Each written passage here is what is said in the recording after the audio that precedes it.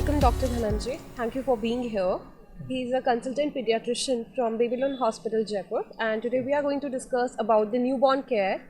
So, sir, जैसे कि अभी विंटर्स का मौसम चल रहा है, काफ़ी मतलब सर्दी गर्मी बहुत डिफरेंस होता है.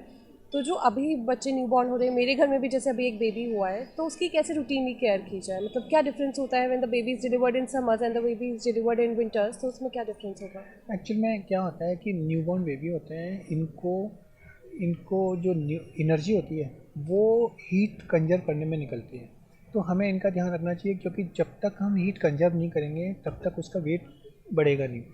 तो हमें कैसे ध्यान रखना है कि टेम्परेचर, एनवायरनमेंट का टेम्परेचर हमें इतना रखें, जैसे 26-20 डिग्री 28 डिग्री टेम्परेचर रूम का रखें।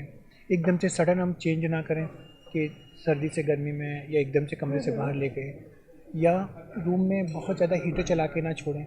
मतलब एकदम से कमरे में हीटर चला के छोड़ते हैं तो फिर एकदम से हीट रहती है। हमें कोशिश करना चाहिए कि इसमें वो नहीं हो, मतलब ड्राई, जैसे वार्मर चला दिया तो वार्मर में क्या होता है कि एनवायरमेंटल ड्राई और हीट हो जाता है।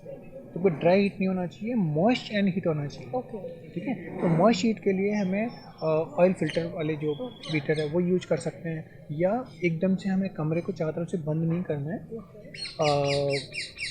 हीटर या कुछ भी चलाएं तो थोड़ी देर चला के टेम्परेचर मेंटेन करके, और कुछ somehow it should not be very close, तो वो थोड़ा थोड़ा कहीं से खुला रहे, जिससे वेंटिलेशन भी साथ में होता है।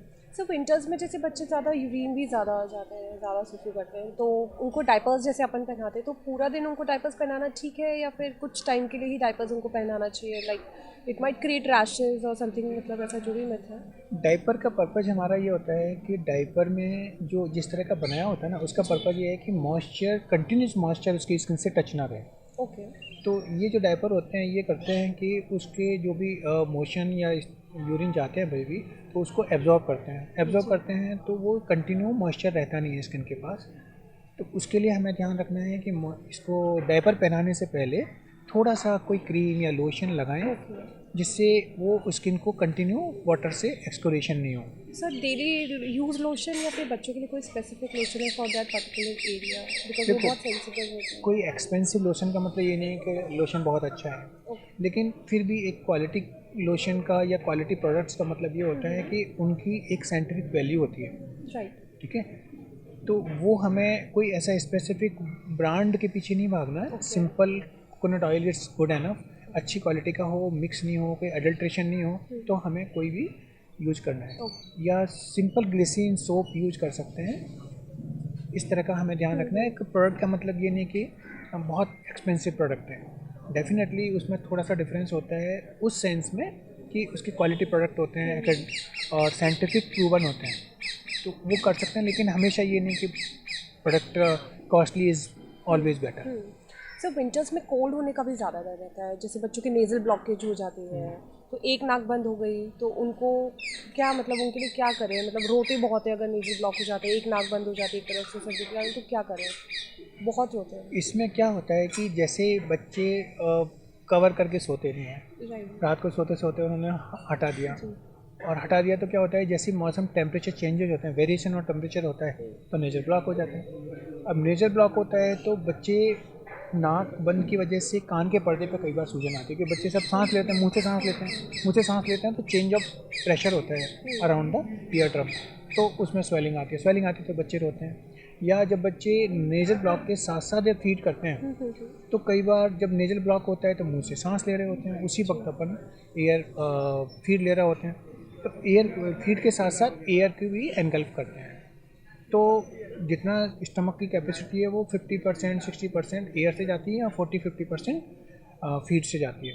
तो बच्चा भूखा रहता है और बार बार दूध निकालता है, और पेट में गैस बनने की वजह से बच्चा रोता रहता है। वो जो बच्चा एक सिंपल सी चीज़ नेजल ब्लॉक की वजह से भूखा रहता है, वेट लूज करता है, रोता रहता है, गैस बनती रहती है, इसका सिंपल सॉल्यूशन ये होता है कि हमें एक तो टेम्परेचर वेरिएशन से बचना है, दूसरा जो सलाइन नेजल ड्रॉप होती है सिंपल, वो मुंह बंद करके और दोनों नाक में 2-2 बूंद दोनों नाक में फीड कराने से 5-7 मिनट पहले डालना है। तो उससे नेजल क्लियर हो जाएगा, तो फिर ये सारी प्रॉब्लम सॉल्व हो जाएगी। सर अब जैसे कोल्ड हो गया बच्चे को, ठीक है, अब उसको अपन फीड करवा रहे हैं, तो फीडिंग करवाते टाइम भी अपन उसको क्या क्या प्रिकॉशंस अपन को रखने चाहिए?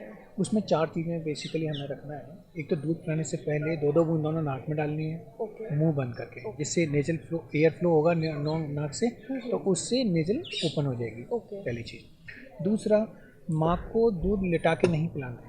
ओके माँ लिटा के दूध पिलाती है तो इसके जो गले के अंदर कनेक्शन होता है कान का, उसकी वजह से कई बार फीड अंदर चला जाता है कान में, फिर वो उसके इन्फेक्शन के चांसेस रहते हैं। तो लिटा के दूध नहीं पिलाना है।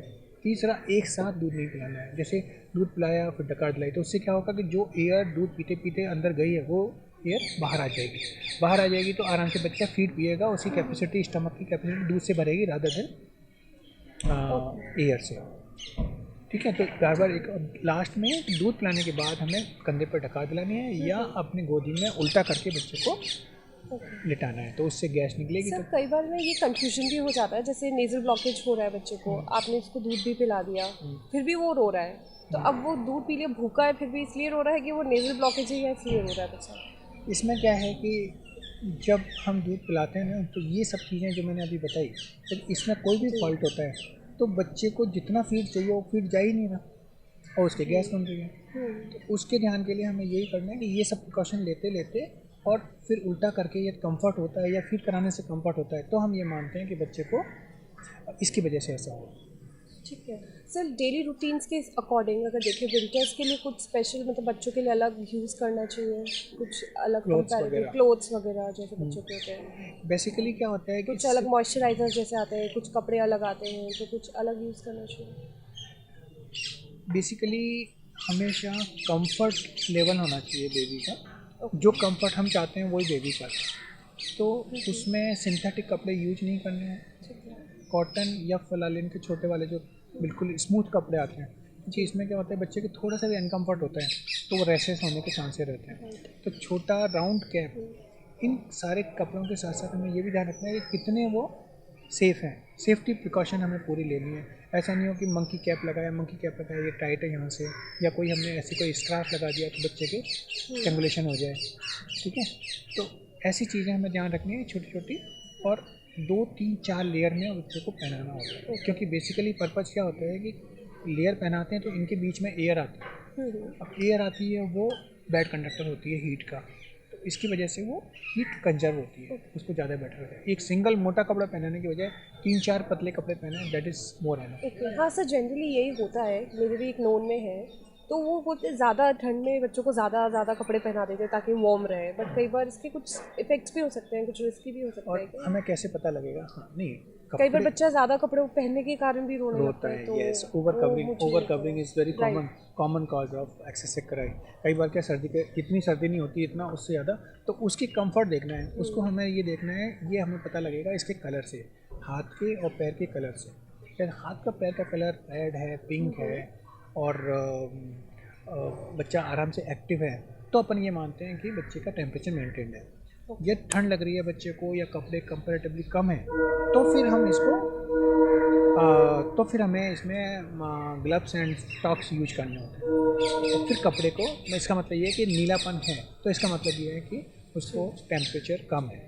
सर जैसे रात में बच्चों को सुलाते हैं, कई बार बच्चे अपने हाथ से वो हटा देते हैं, चादर हटा देते हैं, तो उस टाइम भी अपन को रात में भी मतलब इतने कपड़े पहनाने चाहिए बच्चों को, क्योंकि रात में जनरली कम ऐसे पेरेंट्स जो हैं कि कम पहनाते हैं बच्चों को थोड़ा कपड़े, नहीं तो वो हटा देते हैं। एक्चुअल में क्या होता है कि ये सब चीज़ें बड़ी वेरिएबल है।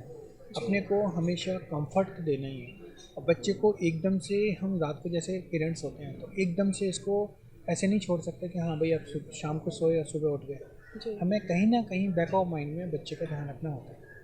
ये कंफर्ट है, हल्के कपड़े पहनाने हैं, और हल्के कपड़े के पहनाने के साथ साथ उसका हमें ये समझना है कि उसको टेम्परेचर जितना ज़रूरत है, जितना कवरिंग की ज़रूरत है वो है कि नहीं। जो मैंने अभी बताया ना कि टेम्परेचर कलर पिंक होना चाहिए, एक्टिविटी बेटर होनी चाहिए। हाँ, से कई बार न्यूबॉर्न्स के भी हाथ एकदम वाइट हो जाते हैं, नीले हो जाते हैं, तो वो उसका रीज़न वही होता है कि उसको ठंड लग रही होती है, कपड़े पूरे नहीं होते। कई बार क्या होता है यहाँ तो पहना देते हैं, यहाँ के छोड़ देते हैं। तो हमें सबसे ज़्यादा हेड, स्टॉक्स एंड ग्लव्स, ये हमें पूरा ध्यान रखना है।